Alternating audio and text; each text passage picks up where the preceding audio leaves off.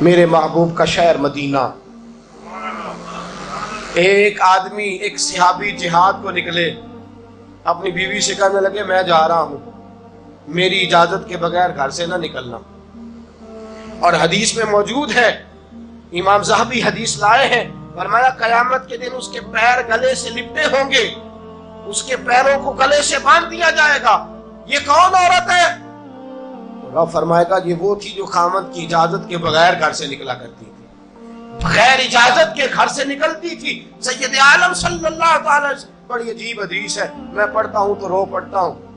حضور حضرت فاطمہ کو لینے گئے، شادی کے تیسرے دن حضور لینے گئے. میرے محبوب نے آزمانے کے لیے کہا فاطمہ چلے، فاطمہ چلے. یوں ہاتھ باندھ دیے، عرض کی سونیا باپ بھی ہیں آپ، نبی بھی ہیں.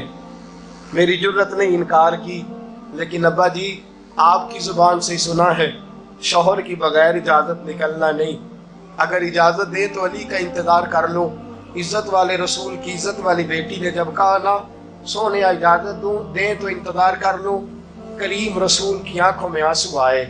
فاطمہ کہتی ہے میرا کچا گھر، اور میرے رسول پاک نے اپنی طامت کو سمیٹا، اور سمیٹ کر نبی کریم علیہ السلام کچی زمین پر دیوار سے ٹیک لگا کے بیٹھے. آج عجیب ہے، جناب علی بھی دیر سے آئے، پہنچے، حضور کو بیٹھے دیکھا، یوں نظر اٹھی. حضرت علی سے میرے مصطفیٰ نے پوچھا، حضرت علی سے مدینے کے محبوب نے پوچھا کہ علی کر تو اجازت دے تو بیٹی کو لے جاؤں.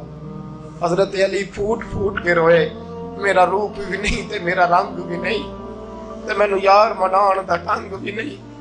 تو امیر حرم، میں غریب بے نوا، تو کجا من کجا.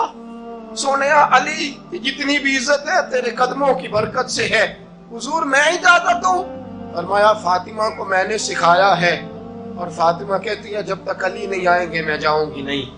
حضرت علی رضی اللہ تعالیٰ عنہ بولے، کہنے لگے یا رسول اللہ دعا کیجئے گا اللہ فاطمہ کے ان اعمال کی برکت سے مجھے قیامت میں بھی بہتر صلہ عطا فرمائے. دوستو، رسول کریم صلی اللہ تعالی علیہ وسلم کا شہر مدینہ، ایک عورت خامد پابند کر گیا کہ میں جہاد کو جا رہا ہوں، میرے پیچھے سے گھر سے نہ نکلنا، گھر سے نہ نکلنا. امام غزالی نے مکاشفۃ القلوب میں لکھا گھر سے نہ نکلنا. بیوی کو پابند کر گیا. 4 گلیاں چھوڑ کے اس کا باپ رہتا ہے، عورت کا پیغام آیا تیرا باپ بیمار ہے. جو بیٹی کو باپ سے محبت ہوتی ہے کوئی پیمانہ ہی نہیں کہ کوئی ناپ سکے، کوئی ترازو نہیں کہ کوئی تول سکے. بیٹی باپ کے سینے پہ چڑھتی ہے تو لگتا ہے اللہ نے ساری رحمتیں اڈیل دی ہیں، سارا کرم آ گیا ہے. بیٹی کو دیکھ کے تھکاوٹیں اترتی ہیں. بیٹی ایک ایسا رشتہ ہے کہ باپ جڑا رہتا ہے بیٹی سے. بیٹی کو پیغام آیا کہ تیرا باپ بیمار ہے. بیٹی کہنے لگی میں نہیں جاؤں گی، میرا خامد پابند کر گیا ہے. خامد نے اس لیے پابند کیا ہے کہ مصطفیٰ نے مجھے پابند کیا تھا بغیر اجازت نہ جانا. ٹیلی فون ہے کوئی نہیں خامد کو کر لوں، خبر مجھے کوئی نہیں وہ کس میدان میں جہاد کر. جاؤ میرے مصطفیٰ سے پوچھوں جاؤں کہ نہ جاؤں. توجہ ہے، باپ بیمار ہے، باپ پوچھو جاؤں کہ نہ جاؤں. رسول پاک نے فرمایا اس سے کہو خامد کی اطاعت کرے گی تو اللہ بہتری جزا عطا فرمائے گا. باپ بیمار ہے، خامد کی اطاعت کرے گی تو جزا بہتر ملے گی. 2 دن کے بعد پھر پتا چلا باپ زیادہ بیمار ہو گیا. دوستو کڑی بات، حضور جاؤں کہ نہ؟ فرمایا خامد کی اطاعت کرے گی تو بہتر جزا ملے گی. 4 دن گزرے، بیٹی کو پیغام آیا کہ تیرا باپ انتقال کر گیا. بیٹی پردیس میں ہو تو کہتی ہے میرے زیور بیچ دو، مجھے لے جاؤ پاکستان میں. جاتی دفعہ اپنے باپ کا مکھڑا دیکھنا چاہتی ہوں، لیکن باپ انتقال کر گیا. رسول کریم کی بارگاہ میں بیٹی نے پیغام بھیجا کہ سونیا کیا کروں، انتقال کر گیا میرا باپ. سایہ اٹھ گیا، حکم کیا ہے؟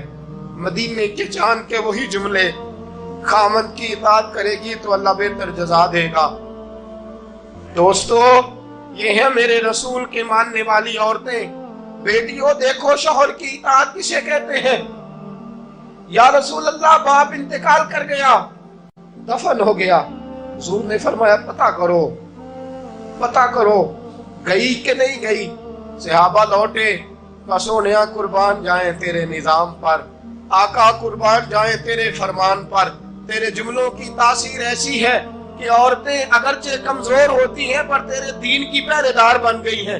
حضور آپ کی سنت کے لیے استقامت کا پہاڑ بن گئی ہے۔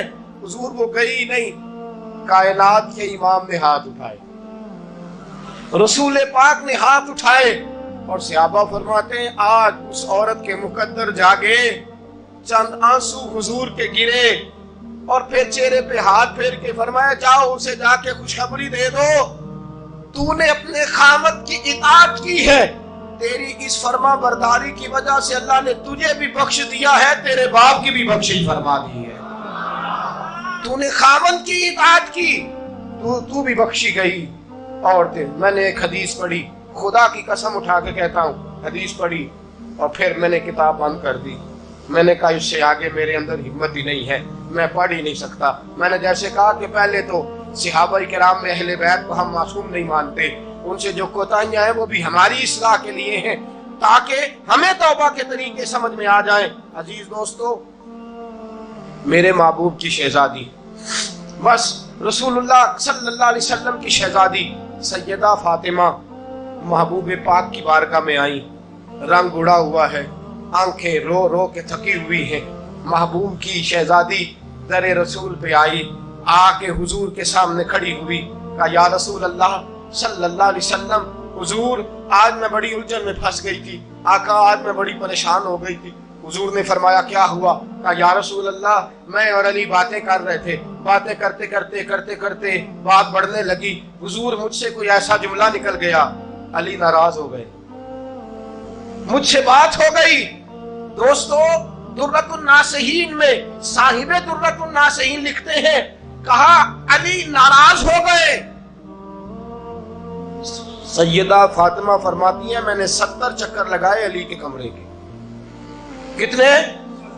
بیٹیوں خامن کی اطاعت میں تمہاری جنت ہے، اور ماں باپ بھی ذرا خیال کریں، مائیں بھی ذرا خیال کریں۔ میرے رسول پاک نے فرمایا جو کسی عورت کو اس کے خامن کے خلاف بھڑکاتا ہے، جو کسی عورت کو اس کے خامن کے خلاف بھڑکاتا ہے، اللہ اسے جنت کی خوشبو بھی عطا نہیں کرے گا۔ چاہے اماں ہی مشورے دے رہی ہو، چاہے کوئی مشورہ دے رہا ہو، خامن کے خلاف جو بھڑکاتا ہے۔ سید عالم صلی اللہ علیہ وسلم کی صاحبزادی کہتی ہے میں نے 70 چکر لگائے، سونیا میں نے علی کو راضی کیا۔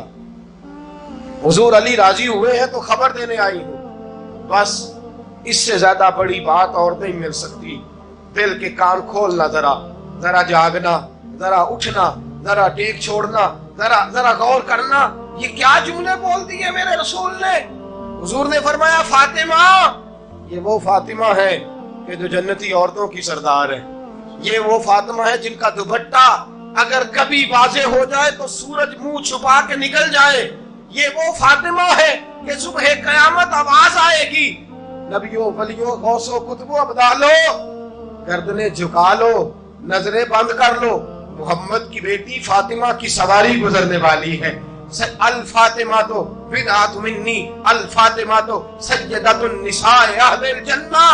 حضور نے فرمایا فاطمہ تو نے اچھا کیا، علی کو راضی کر لیا، اگر علی تجھ سے ناراض رہتے اور تیرا انتقال ہو جاتا، حضور فرماتے ہیں فاطمہ میں تیرا جنازہ نہ پڑھتا۔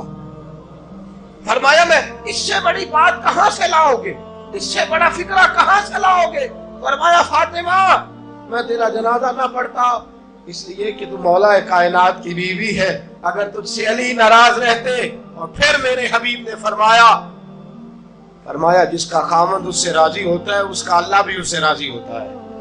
پھر اپنی بیٹی کو فرمایا بیٹی یاد رکھ، کوئی عورت اتنی نمازیں پڑھے جتنی حضرت عیسیٰ کی والدہ مریم نے پڑھی تھی، اتنا قرآن پڑھے جتنا جناب مریم نے پڑھا تھا، اتنا قرآن پڑھے جتنا حضرت مریم نے پڑھا تھا، لیکن پھر بھی اپنے شوہر کی نافرمانی کرے۔ فرمایا اللہ اس کی عبادتیں قبول نہیں کرے گا، اللہ اس کی ریاضتیں قبول نہیں کرے گا، تلاوتیں قبول نہیں کرے گا۔ قبول تب کرے گا جب شوہر کی فرما برداری کرے گا، قبول تب کرے گا جب شوہر کو راضی